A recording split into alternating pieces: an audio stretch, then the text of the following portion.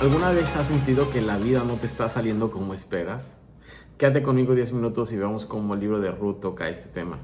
Y si ya tienes tu Biblia en la mano, por favor, ayúdame a buscar ahí en el libro de Ruth, capítulo 1. Y el día de hoy vamos a leer del versículo 15 al 22. Y la palabra de Dios dice así. Entonces Noemí le dijo, mira, tu concuñada se vuelve a su país y a sus dioses. Vete tú con ella. Pero Ruth le contestó, no me pidas que te deje y que me separe de ti. Iré a donde tú vayas y viviré donde tú vivas. Tu pueblo será mi pueblo y tu Dios será mi Dios. Moriré donde tú mueras y ahí quiero ser enterrada. Que el Señor me castigue con toda dureza si me separo de ti, a menos que sea por la muerte. Al ver Noemí que Ruth estaba decidida a acompañarla, no le insistió más. Y así las dos siguieron su camino hasta que llegaron a Belén. Cuando entraron a Belén hubo un gran revuelo en todo el pueblo. Las mujeres decían, ¿no es esta Noemí? Pero ella les respondía, ya no me llamen Noemí, llámenme Mara, porque el Dios Todopoderoso me ha llenado de amargura. Salí de aquí con las manos llenas y ahora las traigo vacías porque así lo ha querido el Señor. ¿Por qué me llaman Noemí si el Señor Todopoderoso me ha condenado y afligido? Así fue como Noemí volvió de Moab con Ruth, su nuera moabita. Llegaron a Belén cuando comenzaba la cosecha de la cebada. ¿Sabes? Es muy interesante porque si recordaste lo que hablamos el día de ayer, el libro de Ruth comienza con una tragedia. Noemí y su familia habían salido de Israel hacia Moab buscando una mejor vida, escapando del hambre, pero lo que parecía una solución en realidad terminó convirtiéndose en dolor. Si recuerdas, murió su esposo, luego murieron sus 2 hijos y quedaron 3 viudas sin protección y sin futuro. Y en esta cultura, como ayer lo comentaba, esto significaba una vulnerabilidad total. Entonces Noemí decide regresar a Israel y mientras van en el camino les dice a sus nueras que se regresen a su tierra y a sus dioses. Orfa, su nuera, decide regresar, pero Ruth, su otra nuera, toma una decisión completamente diferente. Y aquí comienza el centro del pasaje, porque Ruth no solo está eligiendo quedarse con Noemí, está escogiendo en realidad confiar en el Dios de Israel. Así que cuando no entiende cómo terminará su historia, ella decide caminar. Y esto conecta muchísimo con lo que tú y yo podemos estar viviendo el día de hoy, porque muchos de nosotros estamos intentando controlar nuestro futuro a través de estudios, de relaciones, estabilidad, planes, sueños. Pero la verdad es que la vida muchas veces no sale como tú y yo esperamos. Entonces la gran pregunta es, ¿qué haces cuando tu vida comienza a derrumbarse? ¿Qué es lo primero que haces? Y bueno, el primer punto que te quiero dar el día de hoy es que la fe real, una fe real, siempre se mantiene aún cuando no pareciera haber esperanza. La fe real se mantiene aún cuando no vemos garantías. Noemí le dice a Ruth, tu cuñada ya se regresó a su pueblo y sus dioses, vuélvete tú con ella también. Humanamente regresar a su pueblo, a su familia, a sus dioses, tenía mucha lógica, porque Moab era su casa, Ruth era una moabita, ahí tenía una cultura, ahí tenía conocidos, ahí tenía seguridad, ahí tenía prácticamente pues algo de lo que le quedaba, ¿no?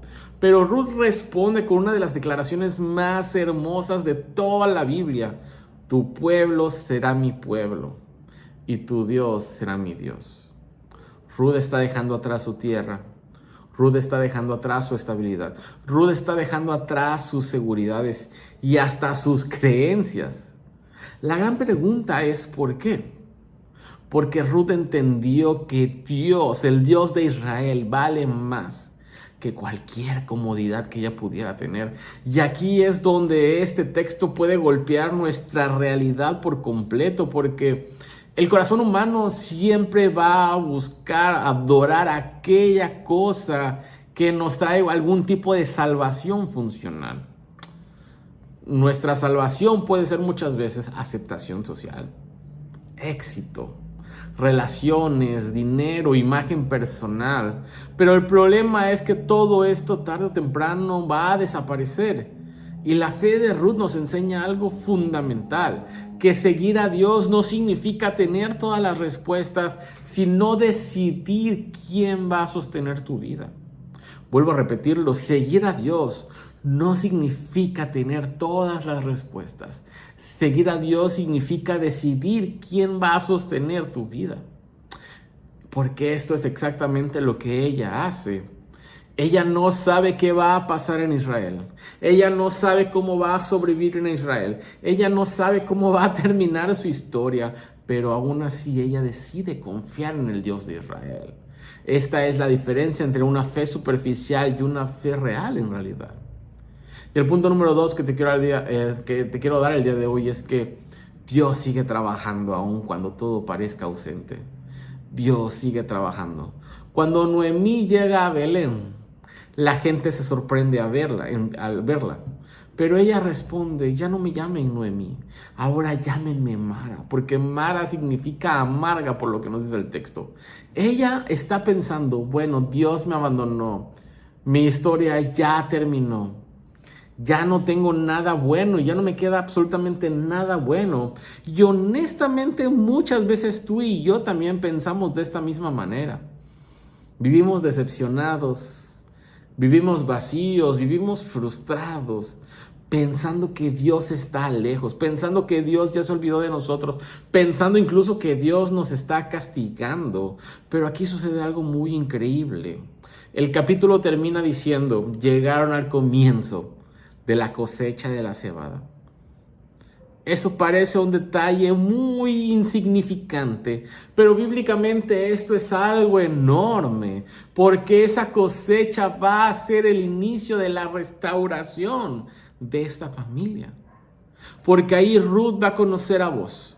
Ahí Ruth va a encontrar redención. Y generaciones después, como ayer lo hablaba, de esa familia vendrá el rey David. Y adivina quién va a venir de esa familia después. Nuestro Señor Jesucristo.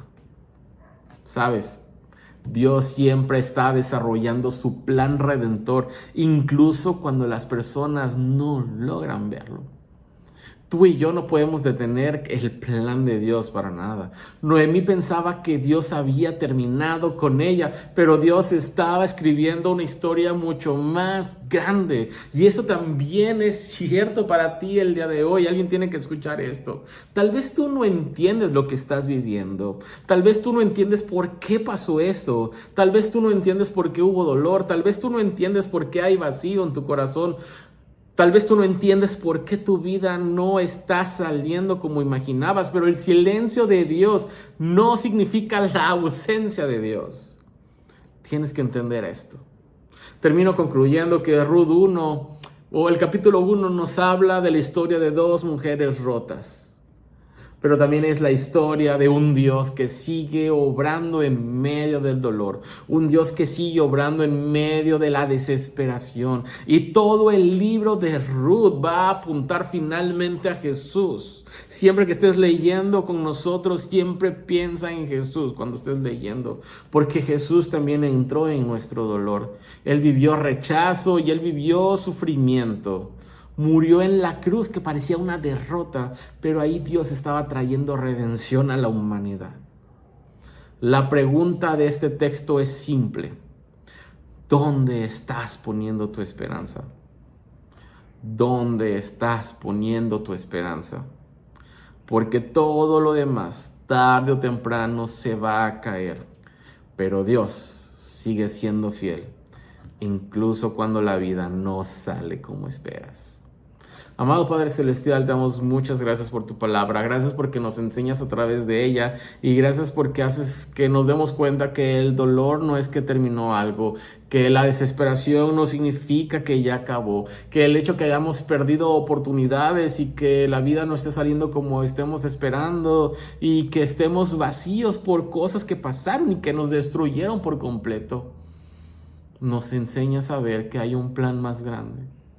Un plan de redención y que absolutamente nada se escapa de tu soberanía y que tú sigues controlando todo aun cuando parezca que todo es un caos, Señor. Ayúdanos a confiar en ello. En el nombre de Cristo Jesús. Amén. Y nos vemos el día de mañana para otro devocional. Que tengas un buen día.